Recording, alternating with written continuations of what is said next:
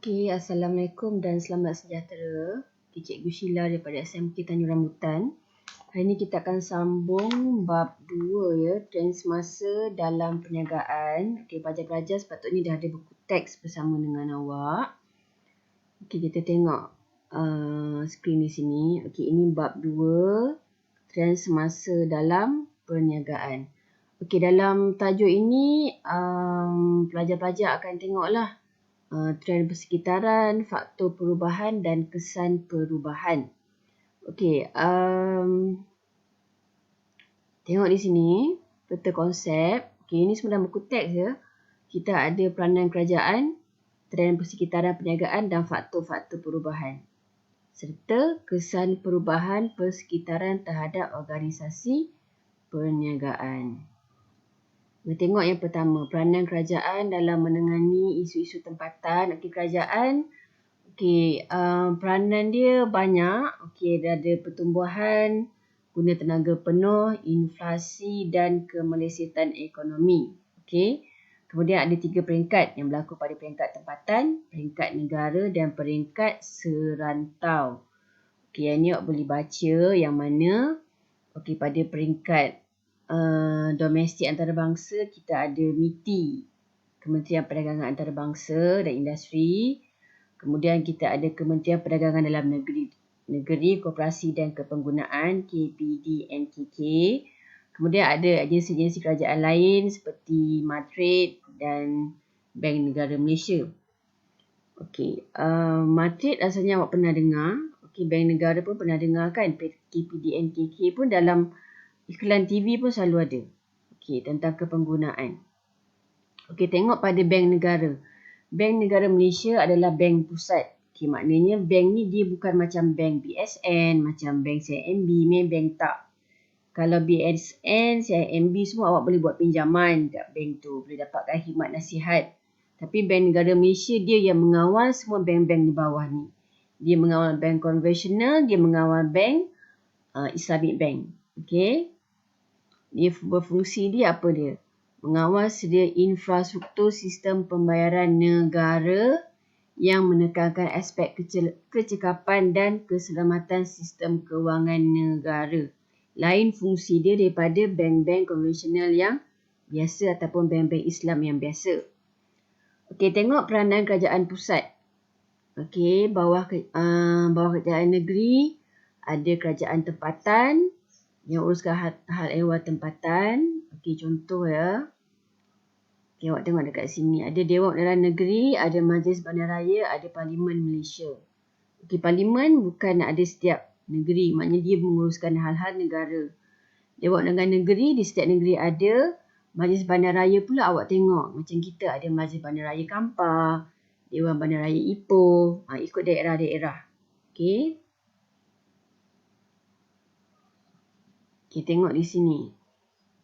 Peranan kerajaan. Isu tempatan yang berkaitan tentang kawasan setempat. Okey, maknanya macam kawasan Ipoh, kawasan Kampar, kawasan Kuala Kangsar. Itu isu tempatan. Kalau berkaitan dengan masalah-masalah negara tentang pertumbuhan ekonomi, inflasi, deflasi, ekonomi meleset ke tidak, itu adalah isu-isu tentang negara. Kalau yang melibatkan negara-negara luar, okey, ada kaitan dengan Singapura ke Indonesia, Thailand, itu adalah isu-isu serantau. Awak kena tahu bezakanlah apa dia isu tempatan, isu negara dan isu serantau. Okey, tengok yang A, peranan kerajaan pusat. Okey, kerajaan pusat kita terletak di mana? Pusat pentadbiran kita terletak di Putrajaya. Okey. Peranan kerajaan pusat pertamanya daripada aspek perundangan. Sebut je undang-undang, kita tahu dia tentang apa? Ada law, ada akta. Okey, kenapa ada akta ni? Maknanya bila terdapat apa-apa permasalahan akan rujuk akta. Apa dia punya kesan, apa yang pernah terjadi, kenapa berlaku perkara-perkara ni, bagaimana nak atasi, semua ada akta-akta dia. Kita ada akta kontrak, akta jualan barang, akta sewa beli, akta perkongsian, akta syarikat dan akta perhubungan industri. Okay, tengok satu-satu. Okay. Semua-semua syarikat di Malaysia mesti berdaftar ya dengan SSM. Okay, kalau dekat Ipoh ni pejabat SSM dekat mana? Kalau dulu dekat Green Town tu. Kalau sekarang ni saya nampak dia macam ada bangunan baru dibina. Okay, maknanya siapa yang nak buka syarikat mesti berdaftar dengan SSM. Okey, kemudian bawah undang-undang tadi kita ada juga untuk melindungi pengguna. Okey, contoh awak beli barang. Tiba-tiba barang awak tu tak mencapai spesifikasi. Contoh beli, kata nak sayur tu 1 kilo. Bila balik tengok awak timbang balik tak sampai 1 kilo. Jadi akta ni akan melindungi pengguna. Awak akan berhubung mungkin dengan lawyer, akan dibawa ke mahkamah, tengok macam manalah. Okey, tengok matlamat undang-undang perlindungan pengguna ni. Satu, untuk apa? Keselamatan pengguna dan aspek makanan, ubat serta sebarang amalan dan perkhidmatan yang tidak selamat. Okey. Macam tadilah, ada tak awak buka klinik? Pergi klinik sekali tengok amalan perubatan dilakukan tu bukan oleh doktor yang bertauliah. Itu awak boleh pergi merujuk kepada perlindungan pengguna lah. Tengok dekat nombor 2 ni, kesihatan pengguna. Okey, untuk tengok tentang kesihatan pengguna, betulnya melindungi pengguna daripada tindakan peniaga yang boleh mengancam kesihatan pengguna. Okey, ada tak barang-barang yang dijual tu mengancam kesihatan? Ada tak yang tidak betul-betul mengikut? Mungkin produk-produk yang awak beli tu majun-majun lah, pencuci muka lah, boleh membawa kepada masalah kesihatan. Boleh pergi kepada perlindungan pengguna. Kemudian hak pengguna mendapat ganti rugi jika pengguna tak terima barangan dan perkhidmatan dijanjikan. Macam tadilah saya kata, beli sayur 1 kilo, bawa balik rumah, pergi timbang balik, rupa-rupanya hanya 500 gram. Okey, tak cukup. Kemudian melindungi hak pengguna mendapat alam sekitar yang bersih. Okey, tak nak bila peniaga tu dibuka gerai, sampah dia longgok kat satu tempat yang mana tempat tu adalah satu kawasan perumahan, tepi rumah awak, memang banyak lalat apa semua yang boleh buat penyakit kepada kita. Jadi kita ada hak untuk mendapatkan alam sekitar yang bersih. Jika perkara ini tidak diikuti oleh peniaga, kita bolehlah bawa kepada undang-undang. Okey. Tengok ni, setiap isu atau kes akan dirujuk atau dikemukakan kepada pihak agensi kerajaan bertanggungjawab seperti Tribunal Tuntutan Pengguna dan Mahkamah. Okey, jadi hakim yang akan memutuskan setiap kes, bukan kau tim sendiri dengan toki ke dengan apa ke. Kemudian dalam undang-undang juga ada pelepasan cukai. Yang ini selalunya soalan ni akan keluar dalam bentuk objektif lah. Okey, apa dia taraf perintis? Okey, cukai ni, pelepasan cukai maksudnya, okey, contoh macam saya bekerja, saya kena bayar cukai pendapatan. Daripada gaji saya tu akan dipotong beberapa peratus untuk membayar cukai. Jadi cukai ni orang tak suka sebab dia memotong kita punya gaji, kita punya pendapatan. Macam awak syarikat akan memotong keuntungan syarikat. Tapi galakan-galakan ni kerajaan bagi. Kerajaan bagi pelepasan cukai ni biar ramai orang lebih banyak melabur dalam syarikat-syarikat. Contoh taraf perintis ni dibagi kepada syarikat yang menyertai promosi oleh kerajaan. Okey, maknanya syarikat ni dia melabur dalam sektor pembuatan, dihasilkan barang siap yang mana kerajaan tengah promosikan. Okey, contohnya kerajaan promosi barang apa ya? Mungkin barangan rotan.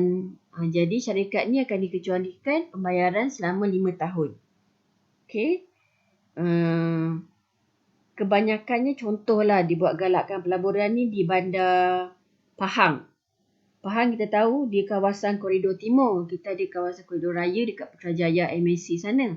Tapi dekat Pahang ada Koridor Timur. Jadi kerajaan bagi galakkan ni kepada syarikat-syarikat yang nak melabur di situ. Kemudian allowance cukai pelaburan. Okey, syarikat yang diberikan kepada syarikat yang melabur dalam sektor kilang yang berasaskan bahan mentah tempatan. Guna bahan-bahan tempatan, bukan barang-barang mentah daripada luar.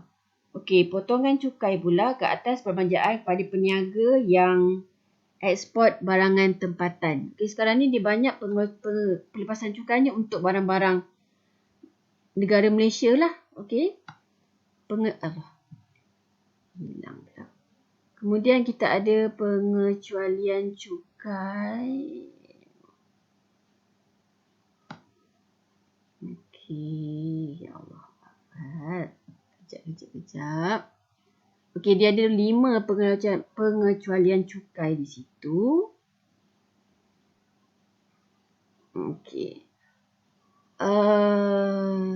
Pengecualian cukai pula tadi potongan cukai.